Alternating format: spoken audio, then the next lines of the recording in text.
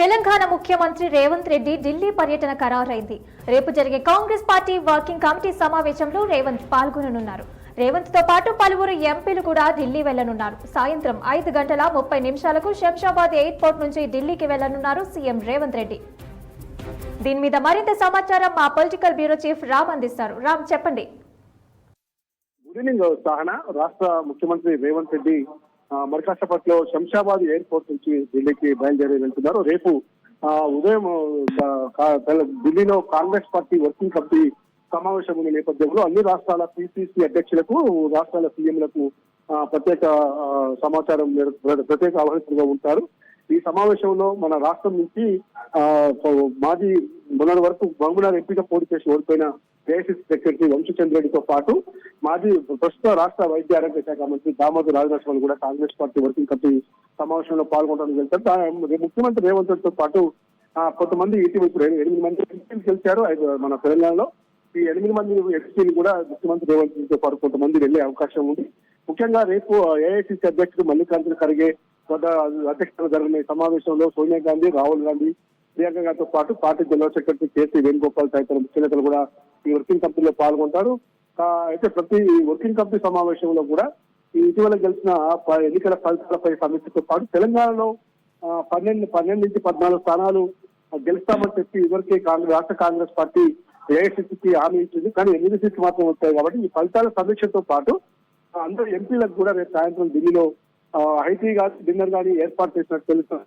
ముఖ్యంగా మొత్తం అందరు ఎంపీలను భాగంగానే ఈ సమావేశం ఏర్పాటు చేసినట్టు దానిలో భాగంగానే ముఖ్యమంత్రి రేవంత్ రెడ్డి ఢిల్లీ వెళ్తున్నారు. Sahana. Okay, thank you Ram.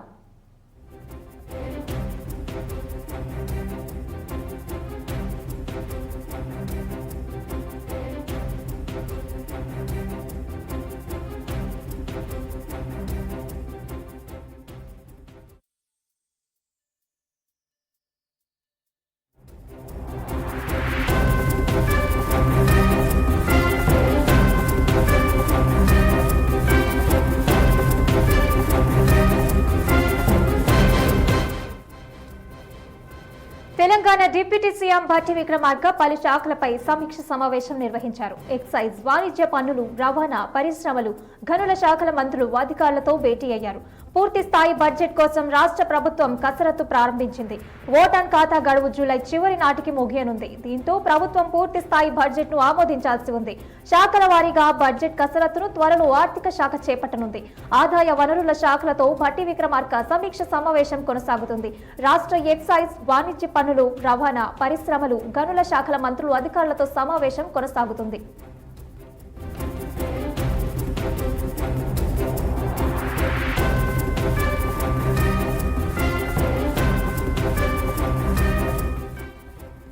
Vote on ఖాతా బడ్జెట్ లో పొందుపరిచిన ఆదాయం, ఇప్పటి వరకు వచ్చిన ఆదాయం తదితర అంశాలపై సమావేశంలో చర్చించనున్నారు. ఆదాయం పెంచేందుకు ఆర్థిక వనరుల సమీకరణ అంశంపై కూడా సమావేశంలో చర్చించనున్నారు. లోక్సభ ఎన్నికల నేపథ్యంలో రాష్ట్ర ప్రభుత్వం ప్రస్తుత ఆర్థిక సంవత్సరానికి పూర్తి స్థాయి బడ్జెట్ ను ప్రవేశపెట్టకుండానే ఓటాన్ ఖాతాను ప్రవేశపెట్టింది.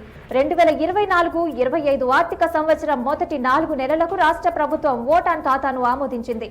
ఓటాన్ ఖాతా జూలై చివరి వరకు చెల్లుబాటు అవుతుంది.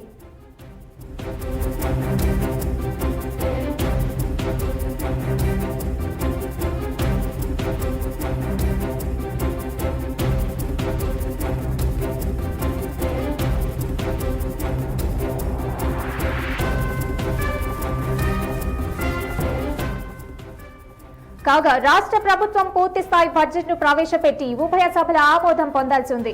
ఇందుకోసం ఈ నెలాఖరు లేదా వచ్చే నెలలో బడ్జెట్ సమావేశాలు జరిగే అవకాశం ఉంది. పూర్తి స్థాయి బడ్జెట్ కోసం ఆర్థిక శాఖ త్వరలో కసరత్తులు ప్రారంభించనుంది. ఓటాన్ ఖాతా బడ్జెట్ తయారీ సందర్భంగా ప్రభుత్వం విస్తృత కసరత్తు చేసింది. ఎన్నికల్లో హామీ ఇచ్చిన ఆయా హామీలకు సుమారుగా నిధులు కేటాయించారు. ఇప్పుడు పూర్తి బడ్జెట్ లో హామీల కోసం కొంత మొత్తాన్ని కేటాయించనున్నారు.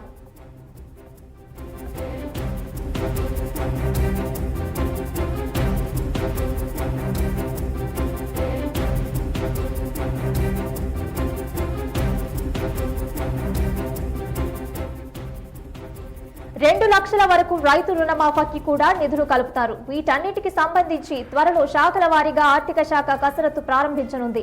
జూలై నెలలో పూర్తి స్థాయి బడ్జెట్ తయారీకి సంబంధించి ఆయా శాఖల నుంచి నిర్దిష్టమైన ప్రతిపాదనలు తీసుకొని ప్రణాళిక సిద్ధం చేస్తారు. ఈలోగా కేంద్ర ప్రభుత్వం కూడా పూర్తి స్థాయి బడ్జెట్ ప్రవేశపెడితే నిధుల విషయంలో మరింత స్పష్టత వచ్చే అవకాశం ఉంది. పూర్తి బడ్జెట్ కసరత్తు పరిగణలోకి తీసుకోబడుతుంది.